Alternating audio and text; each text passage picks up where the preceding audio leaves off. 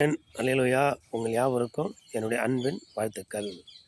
நம்முடைய வேத புஸ்தகத்தில் சங்கீதம் 4ஆம் அதிகாரத்தில் 8வது வசனம், சமாதானத்தோடு படுத்துக்கொண்டு நித்திரை செய்வேன், கர்த்தாவே நீர் ஒருவரே என்னை சுகமாய் தங்க பண்ணுகிறீர் என்றதில் சொல்லப்பட்டிருக்கிறது.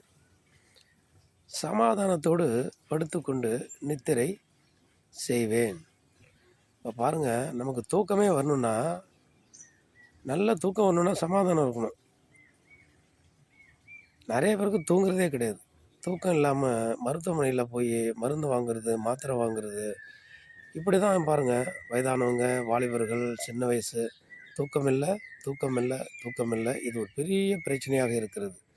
ஆனால் ஒவ்வொரு மனுஷனுக்கும் சமாதானம் இருதயத்தில் இருந்தால், சந்தோஷம் இருதயத்தில் இருந்தால், விரக்தி, கவலை, போராட்டம், இப்படிலாம் பல காரியங்களை குறித்து சிந்தனை, எதிர்காலத்தை குறித்து சிந்தனை, பயம், திகில், அச்சம், இவளை குறித்தே இருந்ததுன்னா தூக்கம் எப்படிங்க வரும்? அப்போ அந்த சமாதானத்தை கொடுக்கிற நம்ம ஆண்டவராகிய இயேசு கிறிஸ்து இலவசமாய் கொடுக்குறார். அவரை நோக்கி கூப்பிடுகிற பொழுது இருதயத்தில் என்ன பண்ணுது? சமாதானம் வந்துடுது. அந்த சமாதானத்தை பெற்றுக்கொண்டா தூங்கும்போது உங்களுடைய நித்திரை, உங்களுடைய தூக்கம் இன்பமாக இருக்கும்.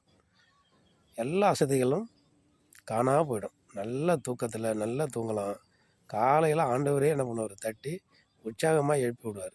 அதுதான் சுகமாய் நான் சமாதானத்தோடு படுத்துக்கொண்டு நித்திரை செய்தேன், கர்த்தாவே நீர் என்னை சுகமாய் தங்க பண்ணுகிறேன். அப்போ ஒரு இடத்துல தங்கியிருந்தாலும் சுகத்தோடு கூட இருப்போம், எதுக்கும் பயப்படலை. அப்போ ஆண்டவராகிய இயேசு கிறிஸ்துவை நோக்கி பார்ப்போம், அவரிடத்தில் வேண்டிக் கொள்வோம், அவரிடத்தில் அனுதினம் ஜெபிப்போம். நல்ல நித்திரை, தூக்கம், சமாதானத்தை, சந்தோஷத்தை இருதயத்திலே வைப்பாராக. ஆமென். அல்லேலூயா.